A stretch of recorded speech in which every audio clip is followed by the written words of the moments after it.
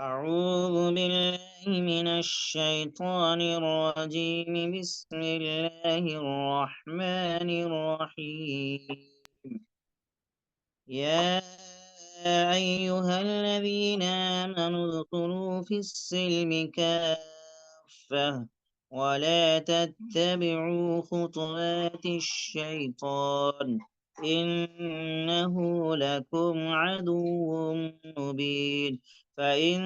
زللتم من بعد ما جاءتكم البينات فاعلموا أن الله عزيز حكيم. صدق الله العظيم. رب اشرح لي صدري ويسر لي أمري واحلل عقدة من لساني يفقه قولي. رب زدني علما رب زدني علما رب زدني علما. اللهم صل على سيدنا ومولانا وحبيبنا وشفيعنا محمد وبارك وسلم. محترم حاضرین، سورہ بقرہ کی دو آیتیں اس وقت میں نے پڑھی ہیں، آیت نمبر 208 اور 209۔ پچھلی آیتوں میں اللہ تبارک و تعالی نے دین اور ایمان کے لیے مال کو خرچ کرنے کی فضیلت اور اہمیت، اور جن لوگوں نے کیا اپنے مال کو اللہ کے راستے میں خرچ، ان کی کیا فضائل تھے اور اللہ کی طرف سے ان کے لیے کیا بشارت تھی، کیا اجر تھا، اس کو بتلایا گیا تھا۔ آج کی اس آیت میں اللہ تبارک و تعالی نے اہل ایمان کو، ہمیں اور آپ کو یہ حکم دیا ہے کہ ہم اسلام میں پورے داخل ہو جائیں۔ اللہ فرماتے ہیں، اے ایمان والو، اسلام میں پورے کے پورے داخل ہو جاؤ اور شیطان کے نقش قدم پر نہ چلو، یقین جانو وہ تمہارا کھلا ہوا دشمن ہے۔ پھر جو روشن دلائل تمہارے پاس آ چکے ہیں، اگر تم ان کے بعد بھی سیدھے راستے سے پھسل گئے تو یاد رکھو کہ اللہ اقتدار میں بھی کامل ہے، حکمت میں بھی کامل ہے۔ عزیزان محترم، اس آیت کے شان نزول کے بارے میں لکھا ہے علماء مفسرین نے کہ کچھ صحابہ کرام جو پہلے یہودی تھے، بعد میں انہوں نے ایمان قبول کر لیا، اسلام قبول کر لیا، اور اسلام قبول کرنے کے بعد انہوں نے یہ سوچا کہ ہفتے کا جو دن یہودیوں کے یہاں محترم تھا اور اس دن وہ عبادت کا دن تھا، تو انہوں نے سوچا کہ اس ہفتے کے دن کے ادب اور احترام کو باقی رکھیں جو حضرت موسیٰ کی شریعت میں تھی، اور اس دن کاروبار وغیرہ نہ کریں، اور اسی طریقے سے اونٹ کا گوشت شریعت موسوی میں جائز نہیں تھا، تو انہوں نے سوچا کہ اونٹ کے گوشت بھی ہم نہ کھائیں، اس سے پرہیز کریں، کیونکہ یہودیت کے زمانے میں اونٹ کا گوشت نہیں کھاتے تھے، اب تک انہوں نے کھایا نہیں تھا۔ انہوں نے سوچا کہ اسلام میں اونٹ کا گوشت کھانا جائز ہے، لیکن ضروری تو نہیں ہے، ہم نہیں کھائیں گے تو چلے گا، پہلے سے نہیں کھاتے آئے، ابھی نہیں کھائیں گے، اور ہفتے کے دن کے ادب اور احترام کو ہم ویسے ہی باقی رکھیں۔ تو ان کا مقصد یہ تھا کہ یہودیت پر بھی عمل ہو جائے گا، اور اسلام پہ تو ہم ہے ہی ہیں، اسلام میں تو ہم داخل ہو ہی گئے ہیں۔ انہوں نے حضور پاک صلی اللہ علیہ وسلم سے آ کر کے کہا کہ یا رسول اللہ، توریت بھی تو اللہ کی کتاب ہے جیسے قرآن اللہ کی کتاب ہے، ہم یہ چاہتے ہیں کہ قرآن جس طرح پڑھتے ہیں پڑھتے رہیں، نماز میں پڑھتے رہیں، تلاوت کرتے رہیں، لیکن توریت کی تلاوت بھی ہم تہجد کی نماز میں کر لیا کریں۔ یہ چند مسائل تھے، ہفتے کے تعظیم کا مسئلہ تھا، اونٹ کے گوشت نہ کھانے کے بارے میں ان کا خیال تھا، اور پھر انہوں نے سوچا کہ توریت بھی اللہ کی کتاب ہے، اس کو جیسے ہم پہلے پڑھتے تھے ابھی بھی پڑھتے رہیں گے، کیا دقت ہے؟ تو جب انہوں نے یہ آ کر کے کہا تو اسی پر یہ آیت نازل ہوئی، اور اس آیت میں یہ حکم فرمایا گیا کہ اسلام میں پورے پورے داخل ہو جاؤ۔ یا ایھا الذین آمنوا ادخلوا فی السلم کافہ، اے ایمان والو اسلام میں پورے کے پورے داخل ہو جاؤ۔ ولا تتبعوا خطوات الشیطان، اور شیطان کے نقش قدم پر نہ چلو۔ یعنی شریعت محمدیہ جب آ گئی ہے تو اب اسی شریعت کی پیروی کرو ہر معاملے میں مکمل طور پر۔ اب شریعت محمدیہ کی موجودگی میں کسی اور شریعت پر عمل کرنے کی ضرورت باقی نہیں ہے، صرف اسی شریعت پر عمل کیا جائے گا۔ چنانچہ حضرت جابر رضی اللہ تعالی عنہ سے ایک روایت ہے، آقا مدنی صلی اللہ علیہ وسلم فرماتے ہیں کہ بلا شبہ میں تمہارے پاس خوب روشن اور صاف اور واضح شریعت لے کر آیا ہوں۔ اگر موسیٰ بھی زندہ ہوتے تو ان کے لیے بھی اس کے سوا کوئی گنجائش نہیں تھی کہ وہ میری پیروی کریں، میرا اتباع کریں۔ میری شریعت کے علاوہ ان کے لیے بھی کسی شریعت کی گنجائش باقی نہیں ہے۔ یہ حضرت جابر رضی اللہ تعالیٰ عنہ کی روایت ہے، معالم التنزیل کے اندر ہے، اسی طریقے سے بیہقی کے اندر بھی یہ روایت موجود ہے۔ میرے بھائیوں، آیت کے اس جملے سے یا ایھا الذین آمنوا ادخلوا فی السلم کافہ کہ مکمل طور پر پورے کے پورے اسلام میں داخل ہو جاؤ، یہ حکم دیا گیا ہے کہ اسلام میں پورے کے پورے داخل ہونا ہے، اسلام کے احکام کو پورا کا پورا قبول کرنا ہے، اور اسلام کے تمام احکام پر عمل کرنا ہے ہر شخص کے لیے، چاہے وہ حاکم ہو، بادشاہ ہو، چھوٹا ہو یا بڑا ہو، شہری ہو یا دیہاتی ہو، مزدور ہو، کسان ہو، غرضے کی سب کے لیے یہ لازمی اور ضروری ہے کہ اسلام کے تمام احکام پر عمل کریں، اور ایک دوسرے کا منہ نہ دیکھیں کہ فلاں کرتا ہے یا نہیں کرتا ہے۔ ہر ایک کی یہ ذمہ داری ہے کہ اسلام کے تمام احکامات کی اتباع اور پیروی کرے، جبھی وہ کامل ایمان والا ہو سکتا ہے۔ افسوس ہے کہ بہت سے لوگوں نے یہ طریقہ اختیار کر رکھا ہے کہ نماز، روزہ، حج، صدقہ اور خیرات، ان دو چار پانچ کاموں تک کو ہی کاموں میں ہی اسلام کو محدود کر دیا، اسلام کو قید کر دیا، بند کر دیا، اور وہ سمجھتے ہیں کہ بس اسلام یہی ہے، نماز پڑھ لی، روزہ رکھ لیا، بہت زیادہ پیسے ہیں، صدقہ کر لیا، خیرات کر لیا، حج کر لیے، جو چار پانچ اعمال ہیں، انہی چار پانچ اعمال میں بہت سارے لوگوں نے اسلام کو قید کر کے رکھ دیا ہے۔ اس کے علاوہ جو کام ہے، مثلا معیشت ہے، تجارت ہے، کاروبار ہے، سیاست ہے، اور زندگی کے دوسرے تمام جو شعبے ہیں، سمجھتے ہیں کہ یہ اسلام سے باہر ہے، اسلام سے خارج ہے، وہاں اسلام پر عمل کی ضرورت نہیں ہے۔ حالانکہ میرے بھائیوں، ہر شعبے میں اسلام کے احکام کی پاسداری ضروری ہے ایک مسلمان کے لیے، خواہ آپ سیاست کر رہے ہوں یا تجارت کرتے ہوں، بزنس کرتے ہوں، زراعت کرتے ہوں، آپ ملازمت کرتے ہوں، غرضے کی جو کام بھی آپ کرتے ہوں، جس فیلڈ سے بھی آپ کا تعلق ہے، اس فیلڈ میں، اس کام میں اسلام کے مطابق چلنا آپ کے لیے ضروری ہے۔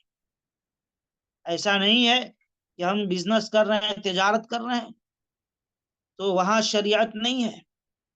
ہم جیسے چاہیں خریدیں بیچیں، اور جو چیز چاہے خرید لیں اور جو چیز چاہے ہم بیچ دیں، ایسا نہیں ہے، بلکہ وہاں بھی اسلام ہے، اور وہاں بھی اسلام کے طریقے کے مطابق چلنا ہے۔ اگر نہیں کرتے ہیں تو یقین جانیں کہ ابھی ہمارا ایمان کامل نہیں ہوا ہے۔ وہاں بھی، ملازمت میں بھی اور کاروبار میں بھی، زندگی کے تمام شعبوں میں شریعت اور حلال و حرام کی کا خیال رکھنا ضروری ہے۔ بہت سارے کام اور بہت ساری ملازمت ایسی ہے جو شریعت کی نظر میں جائز نہیں ہے، تو ایسا نہیں ہے کہ بھائی ہم کاروبار کر رہے ہیں، محنت کر رہے ہیں، اس کی تنخواہ لے رہے ہیں، جائز ہے، نہیں، وہاں بھی ہمیں شریعت کی پابندی چاہیے۔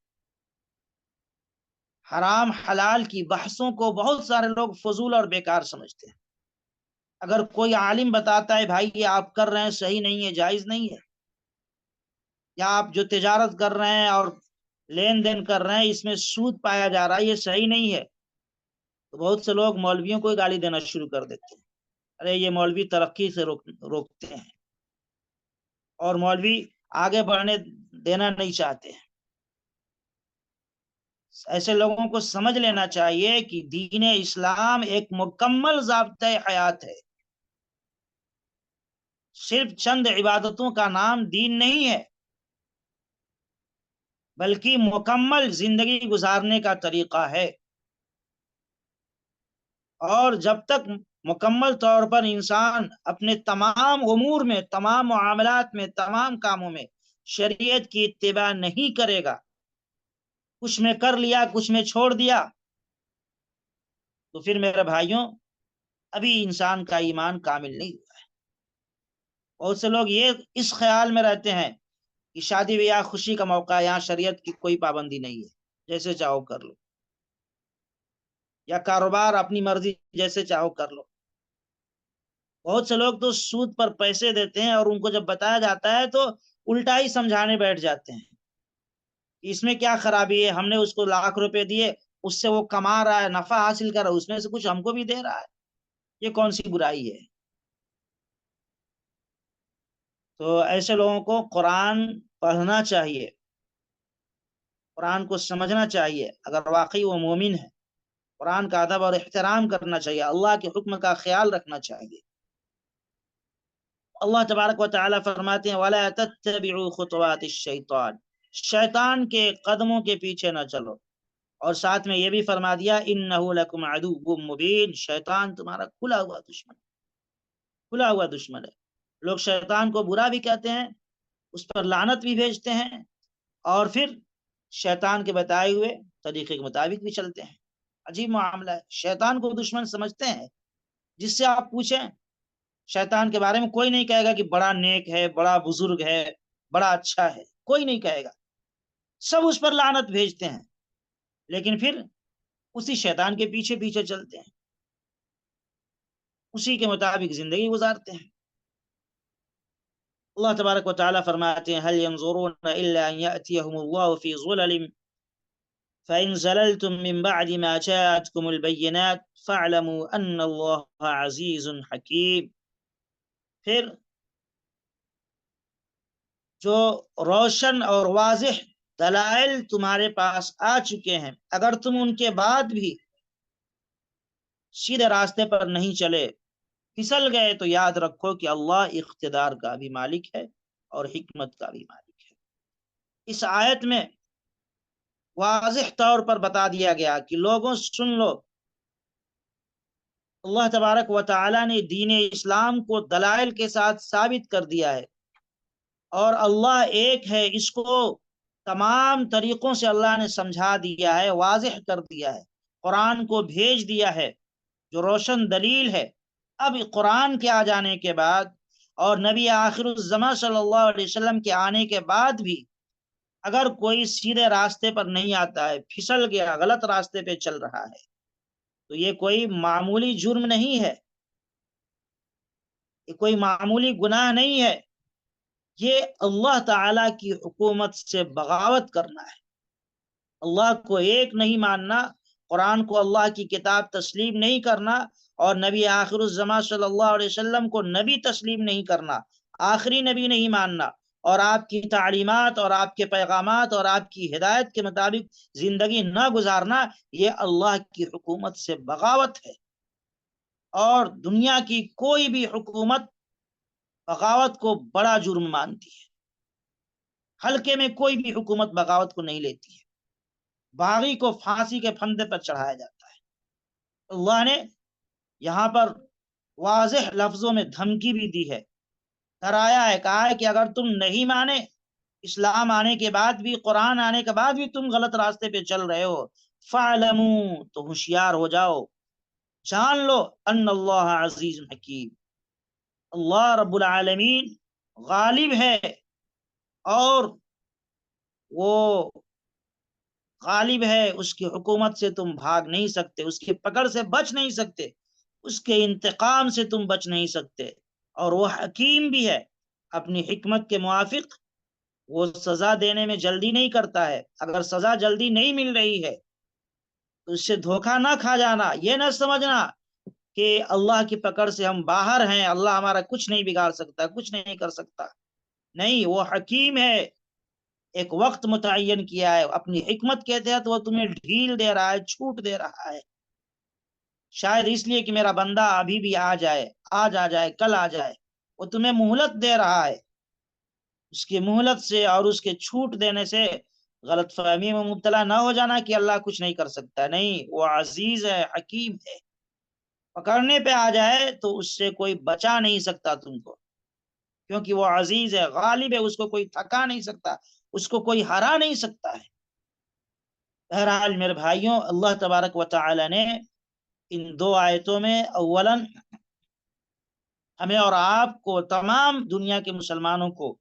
یہ ہدایت فرمائی ہے کہ ہم مکمل طور پر اسلام میں داخل ہو جائیں، زندگی کے ہر شعبے میں، زندگی کے ہر موڑ پر اسلام کو فالو کریں، اور شیطان کو چھوڑ دیں، مکمل طور پر شیطان سے دوری اختیار کریں، اور یہ سمجھ لیں کہ شیطان دشمن ہے، ہر زندگی کے ہر لمحے میں شریعت کو فالو کریں۔ دوسری بات یہ ہے کہ اگر شریعت اور ہدایت کے ملنے کے بعد بھی انسان غلط راستے پر چل رہا ہے، قرآن لانے کے بعد بھی قرآن کو سمجھ نہیں رہا ہے، پڑھ نہیں رہا ہے، اللہ کے حکم کے مطابق نہیں چل رہا ہے، تو اس کو سمجھ لینا چاہیے کہ اللہ کی گرفت سے، اللہ کی پکڑ سے وہ بچ نہیں سکتا، اللہ پکڑے گا اس کو، اور پھر یہ بھاگ نہیں پائے گا اللہ کی پکڑ سے۔ ایسے لوگوں کو جو گناہ کر رہے ہیں انہیں توبہ کر لینا چاہیے، سیدھے راستے پر آ جانا چاہیے، یہ نہیں سمجھنا چاہیے کہ گناہ کر رہے ہیں اور دھوکہ پہ دھوکہ دیے چلے جا رہے ہیں، فلاں کو مارا، فلاں کا مال لوٹ لیا، فلاں کو یہ کر دیا، اللہ نہیں پکڑ رہا ہے، تو خاموش نہیں ہو جانا چاہیے، اور مزے کی نیند میں نہیں چلے جانا چاہیے، بلکہ ڈرنا چاہیے کہ اللہ اب تک نہیں پکڑا، تو ہمیں سمجھ جانا چاہیے اب تو سیدھے راستے پہ آ جائے، ورنہ جب اللہ پکڑے گا، رسی کو کھینچے گا، تو پھر